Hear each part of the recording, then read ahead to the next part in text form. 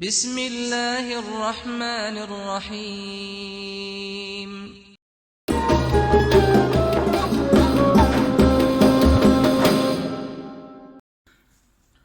Assalamualaikum warahmatullahi wabarakatuh. Alhamdulillah kita bisa berjumpa di channel ini. Sahabat beriman yang dirahmati Allah, Allah subhanahu wa ta'ala memiliki sifat al-mahabbah, cinta, yakni Allah mencintai hambanya yang beriman dan bertakwa.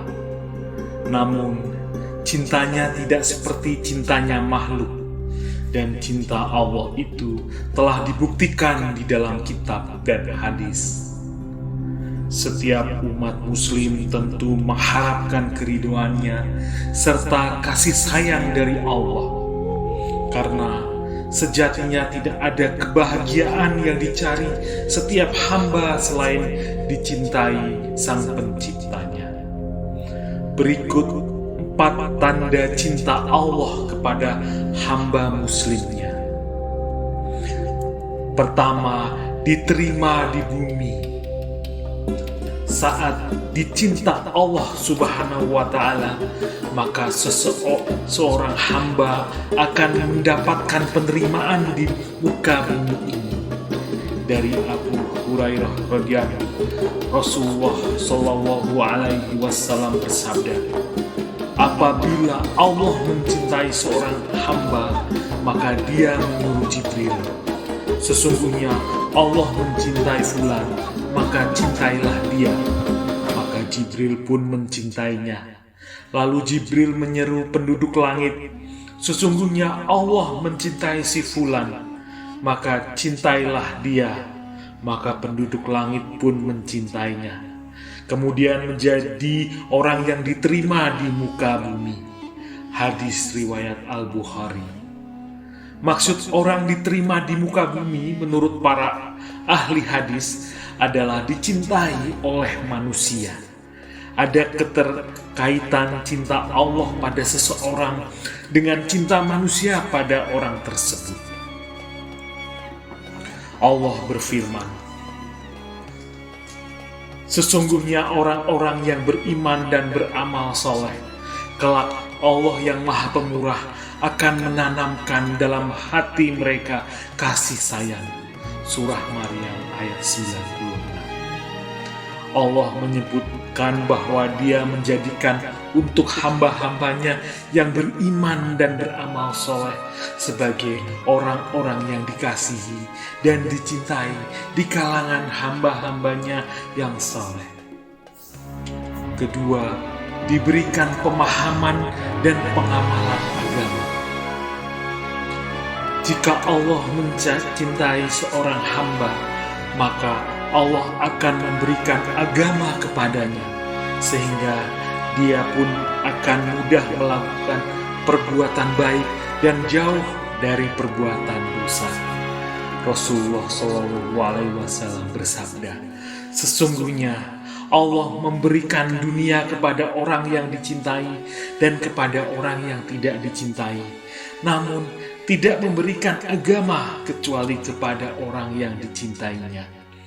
Maka barang siapa yang Allah berikan agama, berarti Allah mencintainya. Hadis riwayat Ahmad. Allah akan mengisi lidah orang yang dicintainya dengan zikir dan mengisi anggota tubuhnya dengan ketaatan, menghiburnya serta menghindarkan dari kelalaian. Dengan demikian, hamba yang dicintainya tersebut akan selalu terhubung dengan Allah. Ketiga, memenuhi segala permintaannya. Jika Allah sudah mencintai hambanya, maka Allah akan memenuhi semua permintaannya dan akan melindunginya. Dari Abu Hurairah, Rasulullah SAW bersabda, sesungguhnya Allah berfirman, barang siapa yang memusuhi waliku, sungguh aku mengumumkan perang kepadanya. Tidaklah hambaku mendekat kepadaku dengan sesuatu yang lebih aku cintai daripada hal-hal yang aku wajibkan kepadanya. Hambaku tidak henti-hentinya mendekat kepadaku dengan ibadah-ibadah sunnah hingga aku mencintainya. Jika aku telah mencintainya, aku menjadi pendengarnya yang ia gunakan untuk mendengar, menjadi penglihatannya yang dia gunakan untuk melihat, menjadi tangannya yang dia gunakan untuk berbuat, dan menjadi kakinya yang dia gunakan untuk berjalan. Jika dia memintaku, aku pasti memberinya. Dan jika dia meminta perlindungan kepadaku, aku pasti melindunginya. Hadis riwayat Al-Bukhari. Jika kita meminta harta, cara Allah menyayangi kita terkadang bukan dengan memberikan hidup dalam limpahan harta, tapi dengan hidup penuh kesederhanaan dan penuh rasa cukup untuk merasa bahagia dan damai menjalaninya, sebab Allah ingin meringankan hisab kita. Keempat, dibukakan pintu amal soleh sebelum meninggal.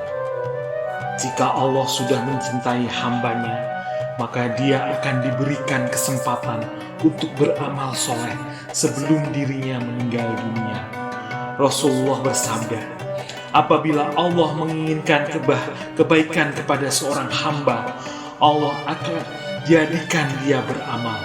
Lalu dikatakan, apakah maksud dijadikan beramal itu? Beliau bersabda, Allah bukakan untuknya amal soleh sebelum meninggalnya, sehingga orang-orang yang berada di sekitarnya ridho kepadanya. Hadis riwayat Ahmad dan Al-Hakim. Sehingga mari kita bersabar pada semua takdir yang kita hadapi dan tetaplah berhusnudzon kepada Allah. Sungguh pada akhirnya kita akan mengerti bahwa di balik semua yang telah Allah gariskan ternyata menyimpan banyak kebahagiaan dan kebaikan. Demikian yang saya dapat bagikan, semoga bermanfaat untuk kita semua. Assalamualaikum warahmatullahi wabarakatuh.